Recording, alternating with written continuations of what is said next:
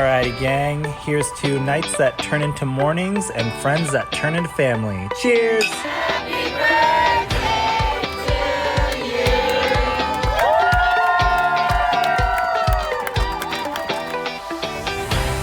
Hello. Welcome to the Friendship IRL podcast. I'm your host, Alex Alexander, and each week we explore what's working and what's not in our friendships, community, and connections. Have you ever wished you could sit down and have a conversation about what is really going on in your friendships? Well, you found your people. Join us as we dive into real-life stories and explore new ways to approach these connections. Together, we're reimagining the rules of friendship.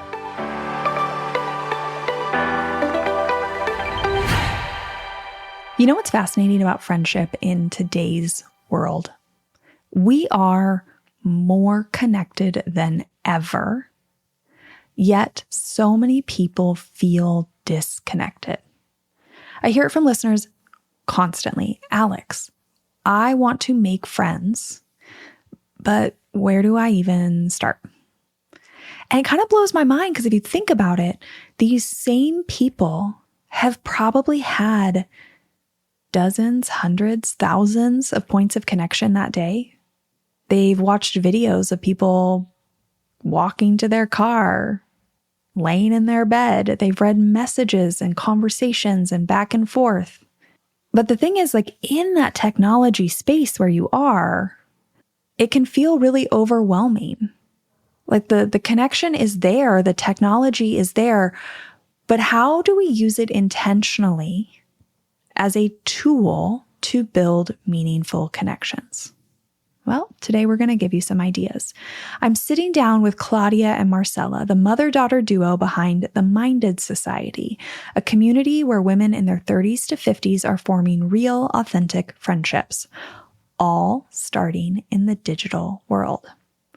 We're diving into everything from how online connections can become deep friendships to creative ways to maintain relationships across time zones. If you listened to last week's episode, I really tried to reframe this whole idea of whether online friends are real friends. And so we're going to continue that today. You're going to hear a lot of that same conversation, new examples. But if you're wondering like, okay, Alex, I'm down to make online friends, but how? That's what this episode's going to help you with. It's going to take all that noise in the online space and it's going to give you an idea for how to be intentional and use the digital world to form the connections you want. Now, if you get to the end of this episode and you're thinking, I need this in my life, the Minded Society is offering our Friendship IRL listeners 50% off your first month, plus a free 14-day trial. Just use the code FriendshipIRL at mindedsociety.com/memberships. So with that, grab your coffee, silence your phones, and let's dive into this conversation about reimagining friendship in the digital age. Hi, Claudia. Hi, Marcela. We are all hanging out from all over the world today. Yes, so exciting. Where's everybody at? I'm in Chicago. I'm in Spain, in the Canary Islands, far away, in the middle of the ocean. Marcela, that sounds like where I want to be today. Oh. Actually, I should have come to you for a live recording. Note to self next time. Yeah, that would be a good idea. That'd be nice. And Claudia, you're in Chicago? I'm in Chicago for the week. My husband has a trade show here all next week. And because I get to work remotely, I tagged along and I'm enjoying the city. It's beautiful here. The weather is amazing today. It's like perfect spring day. Well, it's sunny here in Seattle too. So it sounds like we're all enjoying nice weather. We can feel like we're together. Yes. Even though we're very much not. So let's address another dynamic before we get into the episode, because something really fun about this episode, first time this has ever happened to me, you two are related and you started your business together. Can you tell me a little bit about Minded Society and why you decided to do this together? Yeah, absolutely. So my mom and I We started this back in 2022. We were just coming out of the throes of COVID pandemic world, and we both felt lonely. We were in different phases of life. She had just gone through a divorce. She moved to Spain, was living alone with family, but not a lot of friends around her.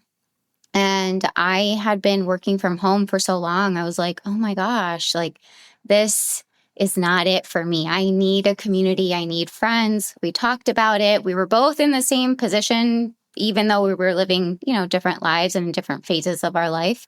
So we figured there's probably a lot of women out there who are in their 30s, 40s, 50s, 60s who are experiencing the same struggles that we are. So we decided to start Minded Society, which is a friendship club for women over 30. It's a virtual club because obviously her and I are virtual in our lives right now. This is how we connect with each other. And we wanted women to be able to connect from all over the country, all over the world. So we created a little space, a community for women to come together and connect with others who are like-minded, like-hearted, who are similar to them in terms of the things that they like, who are willing to grow and, be empowered with their friends and with other people and just find their tribe. That's really our goal, to help women find their tribe. And the fact that we can do it together as a mother-daughter team is so much fun. I mean, what a beautiful connection point for the two of you. Mm-hmm. It's amazing. Work on building this together.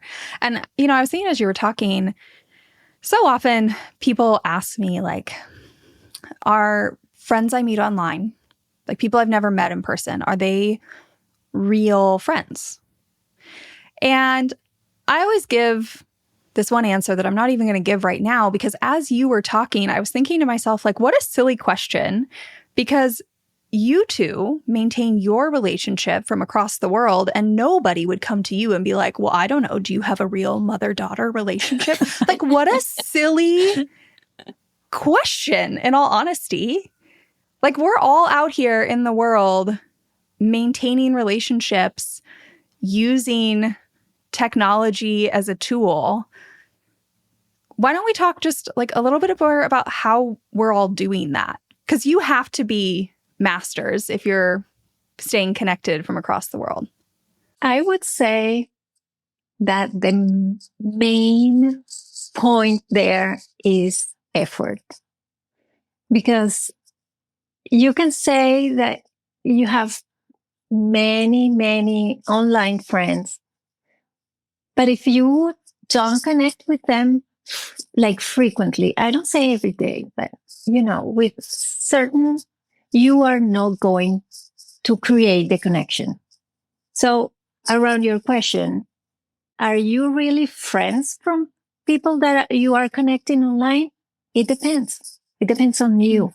It depends on the other person. What I've learned in all these years that I've been far away is that we used to think that to become friends, the proximity is something important.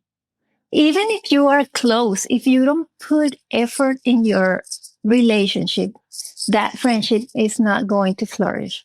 So it's the same thing. It's the same thing. It doesn't matter if you're close, if you're far away, if you are online, if you are in real person, it doesn't matter. Yeah, I agree. And I think the world today, it's very common for people to leave their hometowns. It's common for you to go to college or university somewhere where you didn't grow up. So you make all these friends there. And then from there, you move to a new city, a new state to work. And you're making communities in all different places and different phases of life. I grew up moving around a lot. We lived in a lot of different countries and cities. And so every time I was always the new girl. And back then we didn't have the digital spaces to be able to connect with each other. So it was like, once I left a city, that was it. I was young, so maybe we would call a friend every now and then. But those connections we weren't able to maintain for as long of a period of time as we can now, because we are so digitally connected. And it goes back to what my mom said, that you just have to be willing to put in the effort. And if that effort is there on both sides, then absolutely. My best friends, the majority of them don't live anywhere near me. Yeah. But because we have the ability to connect digitally and FaceTime and, send each other voice notes and see what we're up to online, it feels like we're close. It does feel like our friendship can continue to flourish to the point to where, you see each other in person and it's like no time has passed.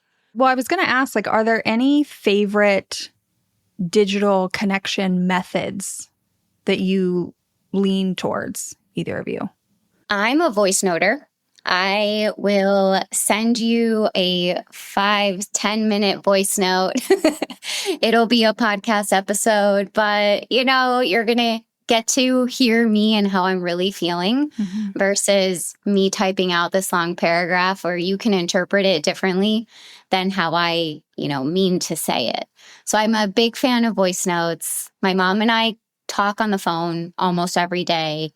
And then FaceTime is also great, especially like a lot of my friends are now having babies and kids. And, I'm like, I want to meet them even though I'm not there. So let's FaceTime. And, you still feel like you're there and you're part of the conversation. Yep. Yeah. The same for you, Marcela? Or do you have any other like secret tricks? Same Simple. thing. It's so simple. Yeah, you don't need to complicate. People make so many excuses, to don't go there and send a message or send a voice note or whatever. It's pure excuses. Trust me. Clearly, talking on the phone with your friends is taking up a lot of my brain space lately because I just released episode 127 about calling your friends, like literally a couple episodes ago. So I guess the universe really wants me to talk about this. And if you are loving this conversation about using technology to maintain your friendships, I also want to remind you that way back in the archives in episode 24 with Brenda Blokzinski, we talk about her incredible story of how the app Marco Polo created this epic friend group for her. Now, I have both episodes linked in the show notes, and between this episode that you're hearing today and those two, if you feel like maintaining friendships from afar is a struggle for you lately, those 3 episodes are going to give you so many ideas of things to try to reinvigorate those connections. What I love about this, one, simple.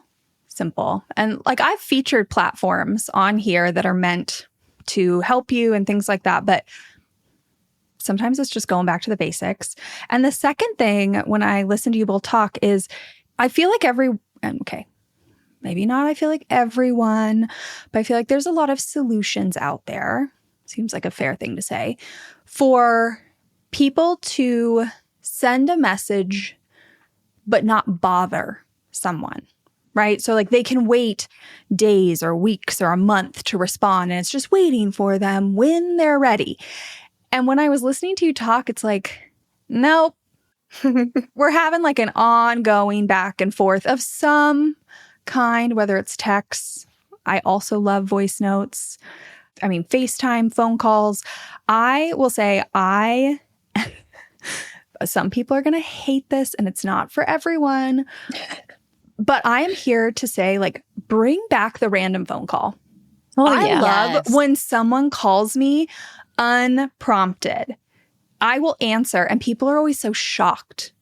Yeah. I feel like it's like sad that people are shocked. They're like, oh my gosh, you actually answered. I'm like, well, yeah, I'm excited you're calling. Like, what are you doing? I'm walking into the grocery store, but I'll talk to you while I walk through the grocery store until I get to the checkout. And then I might have to hang up with you because I think it's rude, but I'll call you right back like 90 seconds later. I love a random phone call. Me too. Me too. I love it. I think we have lost that capacity, of communication because we've been hiding behind the text for so many years. Yeah. And with a text, you receive a text. If you don't want the other person to know if you already read it, you have ways to hide that. It's like you are hiding behind everything. And you have become so in your own bubble. Like you lost connection. So it's time to wake up, people, please. Yeah. Yeah, we need the connection. I love a phone call. I have a couple of friends who will text me right before. They'll be like, I have to call you in 5 minutes. Are you free? Great. Yes, please call me. But you don't even have to do that. You can just call me. If I can't answer, I'll call you back. But you can just call. And that's the only way that we used to communicate with friends. Isn't that crazy? It's crazy. That now that's like the last resort. And it's nuts. But I love it. I love like being out on a walk and calling a friend and catching up. It's good for your mind. It's good for your soul. It's good for the other person to know that you're thinking about them too, to, not feel like they're so alone or that maybe they feel like they always have to make the effort. No, it's a two-way street. I love phone calls. Okay, so since we're here, I'm going to ask a question, which is, I think about this a lot, right? I talk about this stuff and I have said on the podcast, like I am not some shining perfect example. So this is something I've been working on. Do you feel like there are some people you can just randomly call and others you can't? Because I feel like I have gotten so far out of the practice of just randomly calling people. I love a random call. I will answer it from anybody. But I'm so far out of practice that there is a small few. And I keep having to, like when I want to call somebody who's not on that list randomly, I have to almost talk myself through and be like, this is the silliest rule, like box you have put, like just call them. Just call them. Yep. Yeah. Do you have a small list? I have a small list. Yeah. You have a big list. So I feel like, because it's a different generation, she's like constantly on the phone with her friends, which is amazing. I have a smaller list of girlfriends who I know I can call and they will pick up. But I think it's normal to have like different levels of friendship with different people. Not everybody is going to be your best friend that you can call at any moment's notice and they'll pick up and be there for you. That's not everyone's function. But I do think I have a much smaller group than my mom. I think it's a generational thing for sure. But I think that you learn when to call certain people, even if they are not in your small list. Like there are times where you don't call certain people, you find your way to call everybody if you want. And that's what I'm trying to break through, Marcela, because I think sometimes if I think back to my childhood, right, I'm not calling everybody all the time, although I want to get there. Be warned, friends who are listening to this. But, I am old enough that I remember when we had to, when there was no text messaging, number one. And number two, when every text message cost like 10 cents or something. Exactly. And we had however many minutes a month. And so I didn't want to waste that text message for 10 cents. So I would have to call my friend and be like, hey, quick question, ask the one question and hang up. Now, sometimes I will have a quick question for a friend, maybe a close friend. And it's something where I actually do need like an answer, and I will send 4 text messages. I will text their husband. I will whatever before I pick up the phone. And that's the moment where I just have to be like, how have we gotten here, Alex? And I'm not the only one. There's no way. I think generationally, there's so many of us that do this. But I'm sure, Marcela, you would just pick up the phone. I would call, yeah. And if my friend didn't answer, oh my God, I will send her a text. What do you think that you are not answering my call? This is an emergency. Please pick up. We need to. It's the opposite. It's call first and then text. Yeah. I mean, note to us all. Like, it's just kind of silly. You know, there's some feeling, I think, in today's day and age that if I call you, it has to be some big catch-up conversation. And I think that's what I'm trying to break down in my mind. And when I call friends, it's like, it might just be 90 seconds because I need an answer, or it might be 5 minutes because that's all the time we have. But if we did that more regularly, we wouldn't go months and months and months without those connections. Like, yeah, we might text, but it's not the same. It's not the different. same. Yeah. I got to pop in here for just a second because listening back to this conversation about phone calls is making me think about something else. If you've heard me talk about my roots of friendship framework before, I talk a lot about interests and experiences, right? Shared interests, shared experiences. It's one of the types of roots and the ways that we are comfortable connecting with our friends.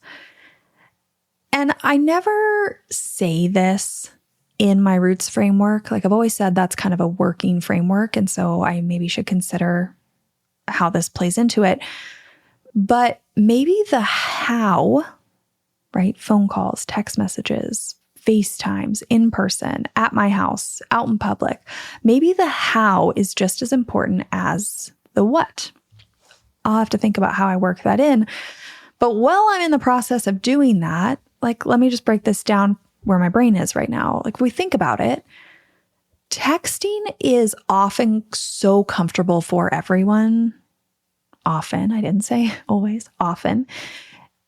And it's kind of like normalized that it's kind of this entry level connection. If there's an acquaintance, if you need to reach out to someone, texting them feels way less intense than maybe calling them up on the phone. Similar to suggesting you go to a coffee shop or a restaurant or a public park when you're inviting someone to hang out compared to your home. Certain things tend, this is not an absolute, they tend to feel less vulnerable, right? Like a phone call might feel vulnerable. What if they don't answer? What if you catch them at a bad time? What if you have to navigate that whole like, oh, sorry, I'm in the middle of something. I've only got 5 minutes.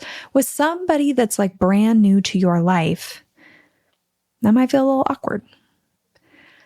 Now, if this is a friendship where you actually kind of want to feel closer, you usually text or you usually go out to the restaurant, then I want you to think of maybe how you're connecting and some new ways. Switch it up. Build a new way to connect, right? More intimacy, more points of connection, more roots. Like if you want to be able to call each other more, then consider that a new way to strengthen your connection overall. Give it a try. Like just like anything else in your friendship, it's not comfortable until you do it. And the only way for it to be comfortable is to start doing it, keep doing it, and eventually feel like it's just normal. I hope that some of you consider the ways, like the actual way, is it a one-on-one hangout versus a group hangout, a phone call versus a text message, in my home versus out at a restaurant, driving each other somewhere. That's another very simple one. How can you open up some new hows, like how you're connecting in your friendship? I have a question for you. Yes. I know you're the host. No, ask away. Yeah.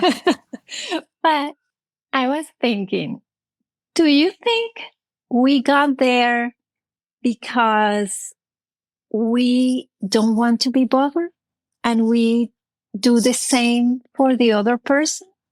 So I think that some people, it is that way. Like that person doesn't want to be bothered. I don't think I got there. I think I'm the opposite. I want to be bothered all the time. Like, I mean, not really, right? I got to get work done. But like I said, I love when somebody calls. I have, like, again, not everyone wants this, but my house is kind of an open door policy house. Like, you could show up. I don't need you to text and ask if I'm free. I don't need you to Exactly. text that you're outside. I don't need, like, just come in. Yeah. And I love that. But I think I am so hyper aware that other people don't love that. So I'm very, very cautious of not disrupting other people's bubbles. But with that being said, then we come to the question of like, did I just make that up? I don't think Because I so. don't think they've told me they don't want it. Maybe they don't want it to the level I do. But I actually think if I really sat down with some of my friends, they'd be like, no, I'd love to chat with you more. But we're all just like too scared, I think. Yeah. Yeah, And maybe it's too scared to just voice whatever our opinion is.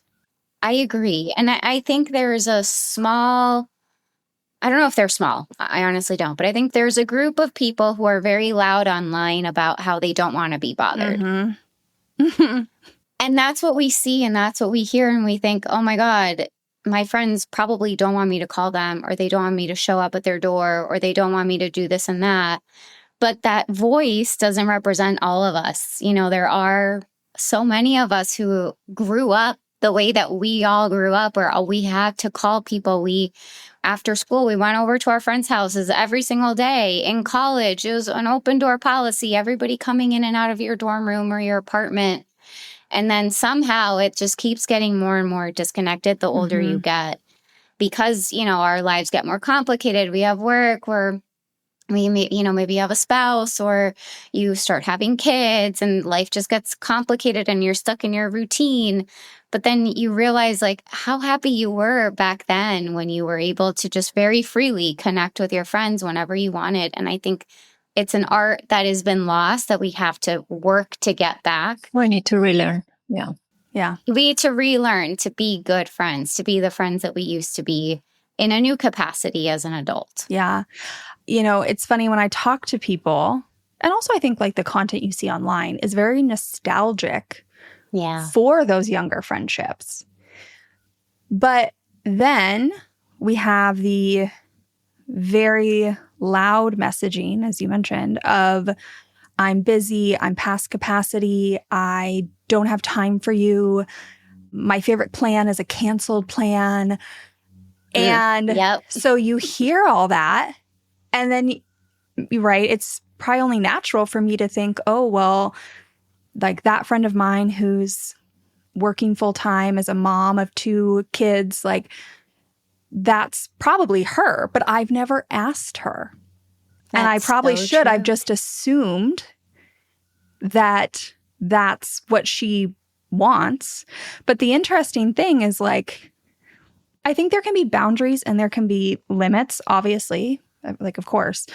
But in order to have that feeling a little more like nostalgic friendship where we were together and more connected and popping in and out, like you have to sacrifice a little bit of that like rigid boundary of I'm so busy, this is my exact schedule. Like sometimes you might have to sacrifice 5 minutes before you go in to do the thing, to just answer the phone and say hi and be like, man, it's a crazy day. Exactly. And I can't believe I have to do X, Y, and Z. I only have 2 more minutes. How are you? Okay, I love you. Bye. Exactly. Yeah. Even that. Yeah. But if you think about it, well, what is a good friend? A friend is a person that you can count on every moment. If something happened to you, you know that person is there for you. Same backwards, right? So if something is happening to you and you don't have the freedom to call that person because always, maybe she's busy, maybe she's tired, maybe she's whatever, because there's always something. That's not your friend. That's not friendship. Friendship is all the way. Sadly, people, we need to make that connection all the way. Otherwise, it's not going to grow. It's like the friends that stay, with you through your life are the people that you can call them like crying like a baby because something happened to you, or laughing because something happened to you in the street in that moment and you need to share with her. That's friendship. That's friendship. The other things are connections, but not friendships. I will say, because my point on this podcast is always to try and encourage people to do the work to try and keep the friendship. That just one caveat to people. I agree with you, but I just want to caveat to the people because the messaging out there is strong. And so people are going to hear that and they're going to say like, oh, well, my friend has really strict boundaries, so they're not my friend. And my question to those people is, number one, have you talked to them about it? Like, are you making those assumptions or have they actually set the boundaries? Because some people are too scared to have that conversation. They just assume that their friend has the boundaries and doesn't want to, but really that person could be dying to and also making assumptions. So just my caveat to people. Yeah, You're right. People. You're right. I'm very strong in my opinions. Yeah, Sorry. but I agree. No. Marcela, don't apologize because I agree with you.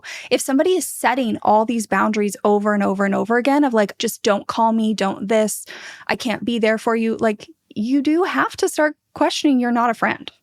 The other thing is if you have, like you make a plan with a friend and you are like crossing your fingers for that event to get canceled, you need to really ask yourself if that is the friend that you want, to put your effort in, because maybe she's not the one and you just need to go to another person. I don't know, because if you feel like you don't want to see someone that is a person that you are going to, I don't know how to say this, but you are going to gain life when you are with that person, sharing moments, laughing. Our life has become so serious. We need time just to sit there and laugh about silly things. Yeah. And if you have a plan and you are crossing your fingers for that plan to be canceled, please think about that because maybe she's not the one. It's not a bad person, but we don't have time for everybody. So be conscious about your friends. Be mindful of who you pick to be in your circle. Mm-hmm. And I think that is a beautiful lead-in to, I don't want to like end this episode without talking about the community you've built. So like for anybody who is out there who might be in this exact situation, they have friends, they have these people that they don't feel aligned with anymore. They keep canceling plans on you. You don't feel like you can depend on them, whatever that is. My advice to people is always, you could really, really focus on that friendship, or you could redirect your energy towards adding what you want and what you need. And because we have established on here that, online friends are real friends, let's talk about using a virtual community to make new connections in your life. Can you talk a little bit just about what you find with people looking for new friends that join your community? Yeah. I mean, a lot of the women that join Minded Society, they are in a phase of life where it's been hard for them to find people to connect with. It's maybe they moved to a new city and they don't know where to start, or they are in a new phase of life and the friends that they were friends with just don't align with that person anymore. We've had several members who, have progressed a lot in their self-growth, and the women that they had around them didn't match the energy level that they wanted to reach. And so, like you said, they decided these aren't my people anymore, and I need to find people who align with me. That's a lot of what we see in just women who are struggling. They don't know where to begin. They're very willing. They're open and like ready to accept friendship, but they don't know where to go to connect with other women who are in the same boat as them. Because a lot of times maybe you'll go to a coffee shop and like you'll see someone that you might want to talk to, but you're afraid to get the conversation going, or you say to yourself, oh, she probably already has a bunch of friends, I don't need to bother her. Or you approach them and they don't really reciprocate. And then you're like, ugh, this sucks. How do I actually make friends? So that's the beauty of joining a community like ours, where everybody's there to do that exact thing, to make friends. Everybody's open to it. And the best part is, I just talked about this today on our Instagram. There's a difference between wanting a village and being a villager and like putting in the effort to be the person who makes plans, who reaches out to their friends, who picks up the phone and calls them, who is willing to plan a date, a little girl's date, and show up and not cancel at the last minute. And we make a lot of that easier for you because there's a lot of hand-holding on our end. My mom and I, we plan monthly events. We have 3 different Zooms every single month. We do a Zoom with a special guest. We have a medium coming on in a couple weeks. We have a celebrity stylist coming on after that. They come and teach us things, or they do fun, activities for us to be able to connect with each other and learn and progress as individuals as well and grow ourselves. And then we have a book club. So if you love to read, we have monthly Zooms where we talk about different books that each of our member gets to pick a book every month. And we read it, we talk about it. And then we have some sort of like an arts and crafts, chit chat, self-care night once a month where we just come on and check in with each other. So we're giving you a lot of opportunities for you to step in, check in, be part of a conversation, and not be the one who starts it. If that is scary for you, if that overwhelms you, we do the starting for you. You just have to show up and be willing to participate. And we have a platform where everybody connects every single day. My mom posts these beautiful morning messages every morning with, a prompt of something that we want to talk about, something that's going on in our lives. And we all open up and we share what's going on, and people are there for each other. They show up. They, if you're going through a hard time, they will message you. Like, the girls are there. They are strong. They'll be there for you. They'll support you. If you're celebrating a win, we all throw a party for you. You're not alone. You feel like you're really not alone in this world. And that is the whole goal that we have been wanting to reach this whole time, is helping women feel less alone and feel like they have found their tribe. And the more we grow, the more we're going to be able to have in-person events. We have small chapters in different cities of, women who get together in person. We'll do brunches or girls' nights. I'm meeting up with the Chicago Mindies tonight, and Sunday we're doing a brunch. So I'm really excited. It's cool because for my mom and I, it's extremely cool. And really anybody who has been in the community for long enough, I don't know that there's a lot of people who can say, I can go to Florida and meet up with so-so and so-and-so. I can go to Chicago and I have these beautiful women there who I can go to brunch with. I can go to LA and there's people there. I can go to New York. There's Minded Society members there. So knowing that you're not alone in this world is just so key. And having the platform to connect with on a daily and monthly basis helps those friendships form to the point to where when we do meet in person, it's like we've known each other for centuries, literally. I mean, what I love about what you're doing with the Minded Society is, you're solving 2 huge problems for people. Number one, the anxiety of not knowing somebody's, intentions or interest level in new friends, right? A lot of people struggle with that. They go to talk to someone at the coffee shop. They feel like they had a really great conversation. They maybe exchange numbers. And then you reach out or maybe I reach out to you because I have the intention of making friends, but maybe that's currently not an intention in your life. And then people feel like it's like a personal problem for them, when in fact, that just maybe wasn't where somebody's energy is right now. And then, if that happens enough, people stop trying. So you're solving that problem because everybody who's showing up is there for the same reason, to make new connections, find community. And then the second piece is just the consistency piece. You are creating structures for people. And especially when you're making new friends, that can be really hard to prioritize, connecting once a week.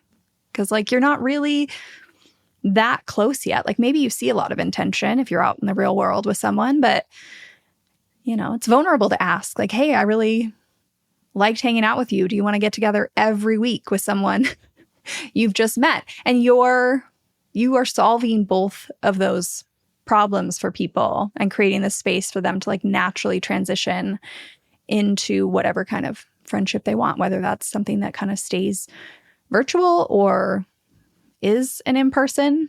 It's so cool too that people are meeting up in person and that you're meeting up with people in person. It just shows like the journey that somebody could choose to go on.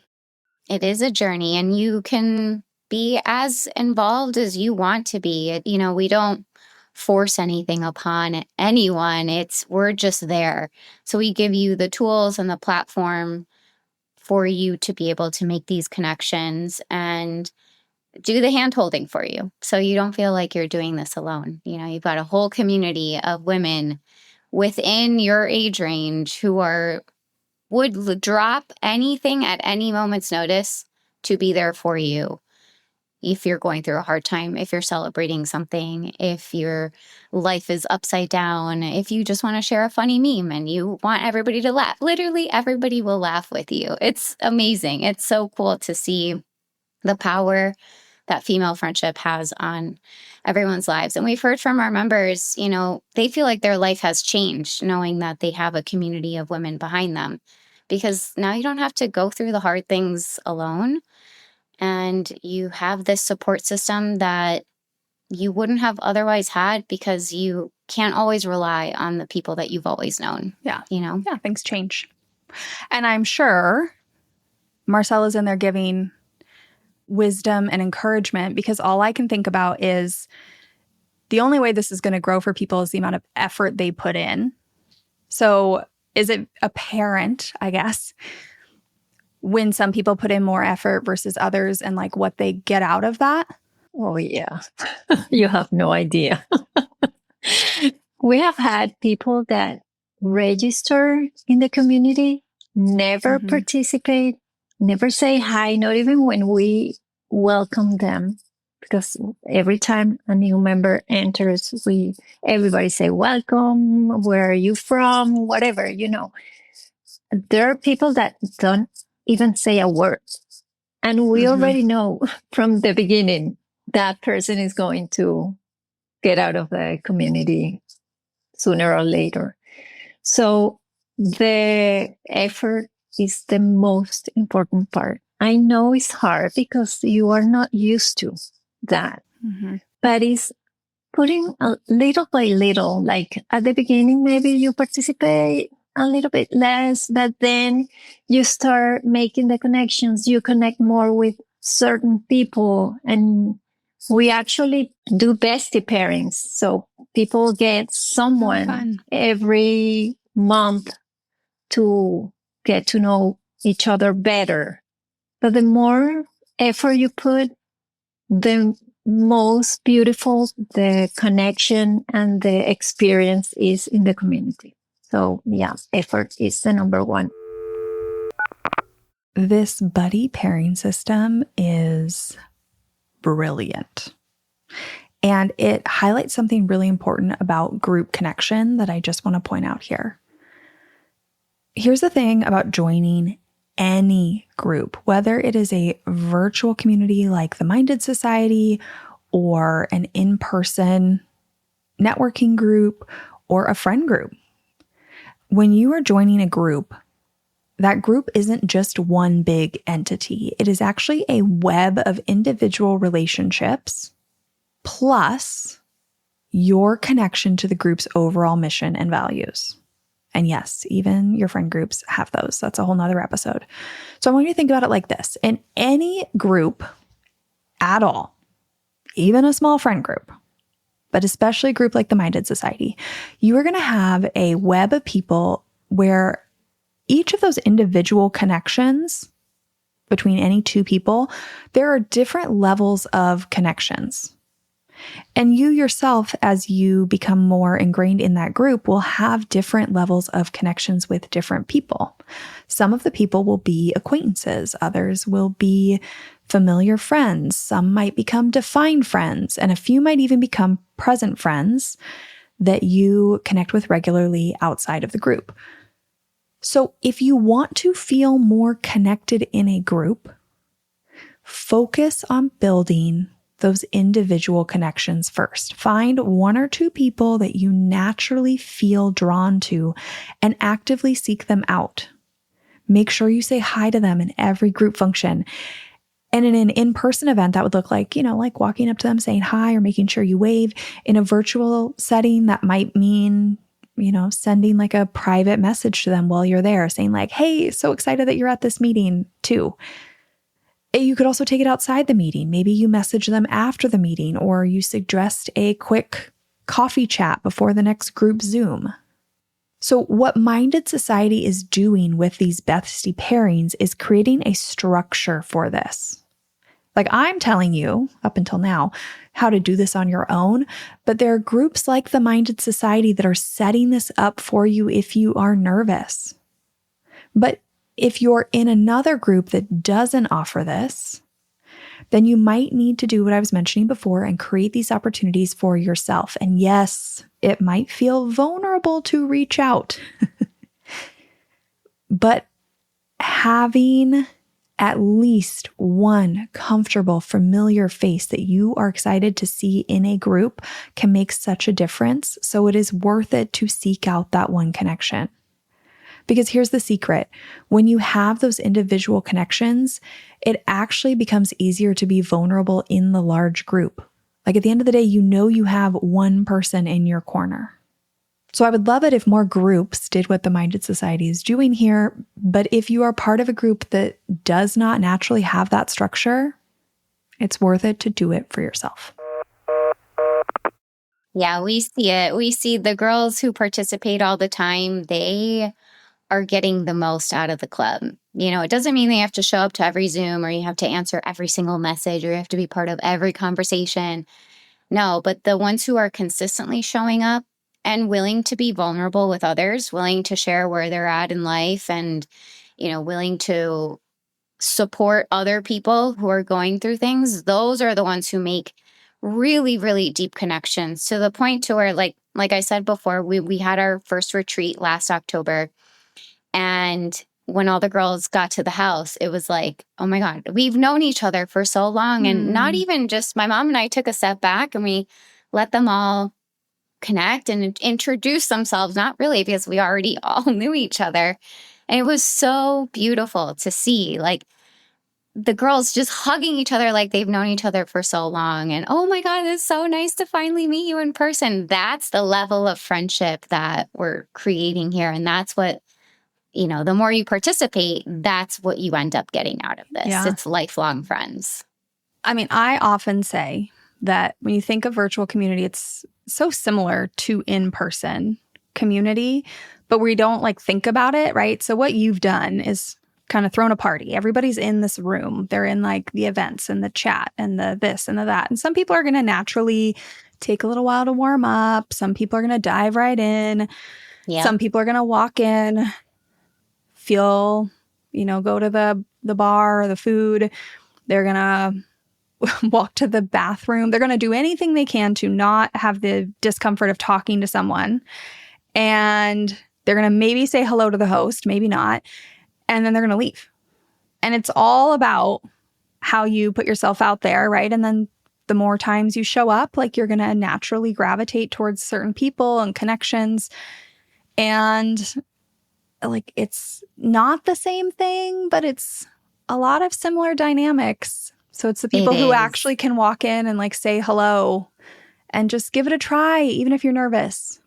Exactly. Even if you're nervous, just know that we're all there to do the same thing. We're not here to judge you. You can be who you are. You will eventually find someone who you connect with on such a deep level, because we're open to anyone. We're not, there is no filtering system aside from your age. There's no filtering system for who gets in and who doesn't get in. So eventually you will find your people. But yeah, it does take a little bit, a tiny bit of skill, a little bit of effort, and just ability to just be willing to connect, be willing to make the effort. Yeah. The other day I was reading, someone were asking about why it's so hard to make friends as an adult. and someone say something that I thought it was kind of clever. This person said that, do you think is if in your household, your parents were people very social, where they invite friends to their houses, make a difference in you having the ability to be a good friend, to be friendly, to be open to connect with people and make friendships? That makes me think, because that might be one thing. They don't have the skills, so they feel very uncomfortable in that environment because they don't know how to handle the thing. Marcela, I could not agree with you more. I am shaking my head over here like the biggest yes. Because I say all the time that friendship is a skill and a habit. Yeah. And a lot of people, I think, right, the messaging out there is like, oh, well, you're just good at that. You're a people person. You are good at small talk. You're whatever. It's like, no, it's just a skill. And the good news is you can learn that skill at any point in life.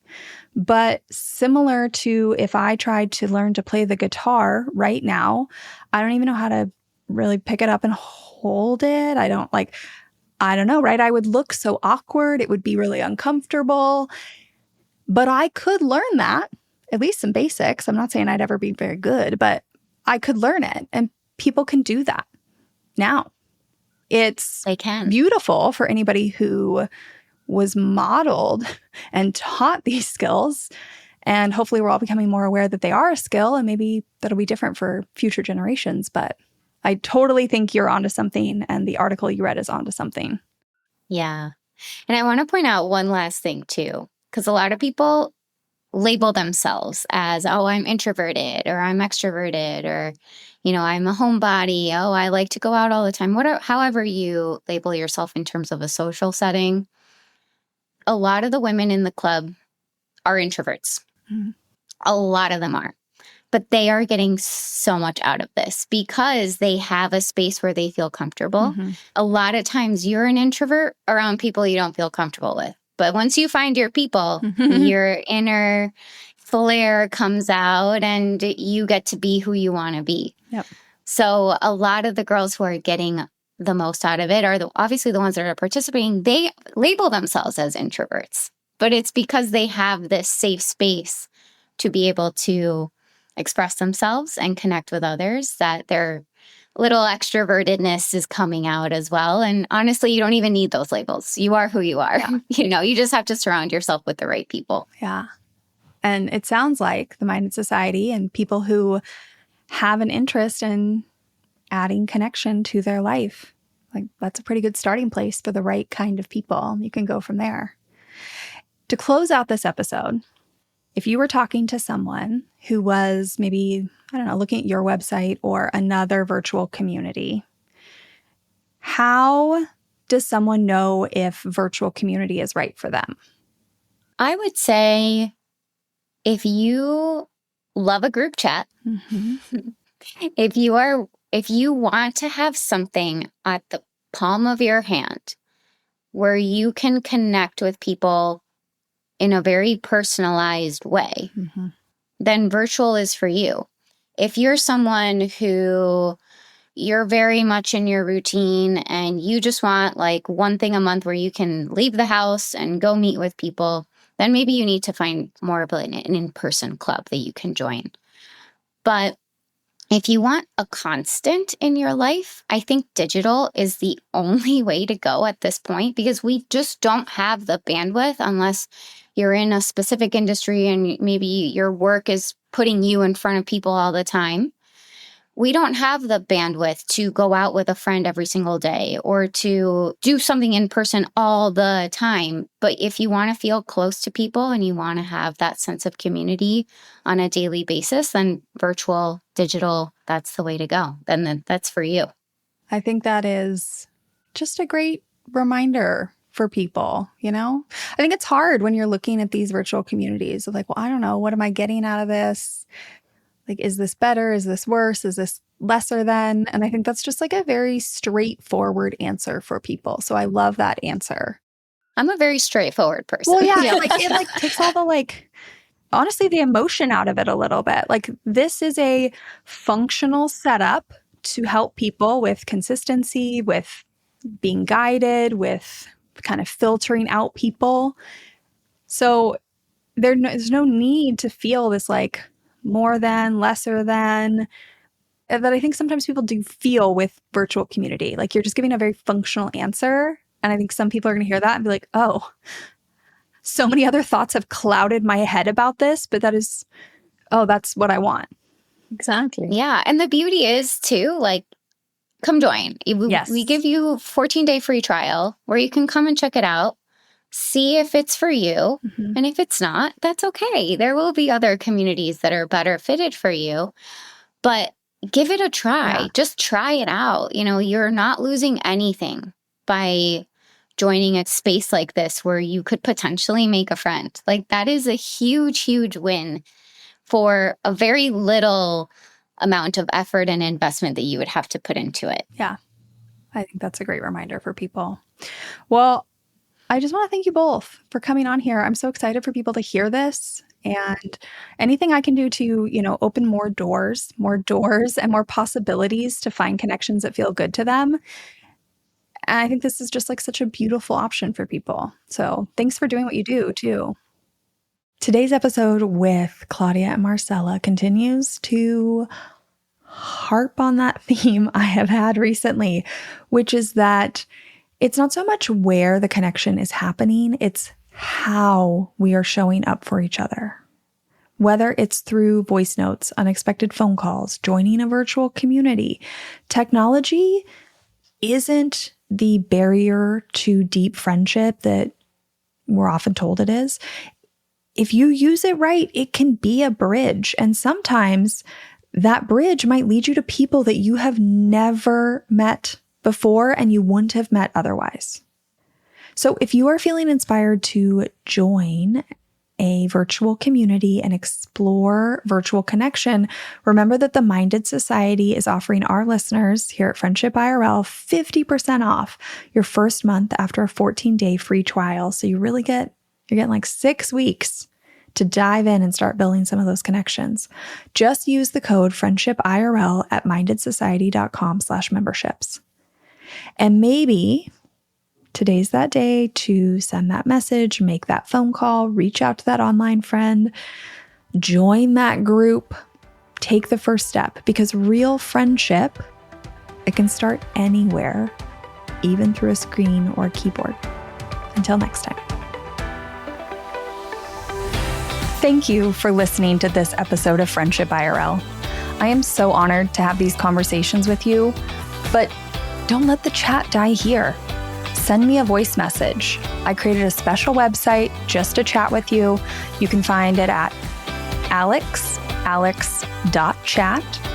You can also find me on Instagram. My handle at it's Alex Alexander. Or go ahead and leave a review wherever you prefer to listen to podcasts. Now, if you want to take this conversation a step further, send this episode to a friend. Tell them you found it interesting and use what we just talked about as a conversation starter the next time you and your friend hang out. No need for a teary goodbye. I'll be back with a new episode next week.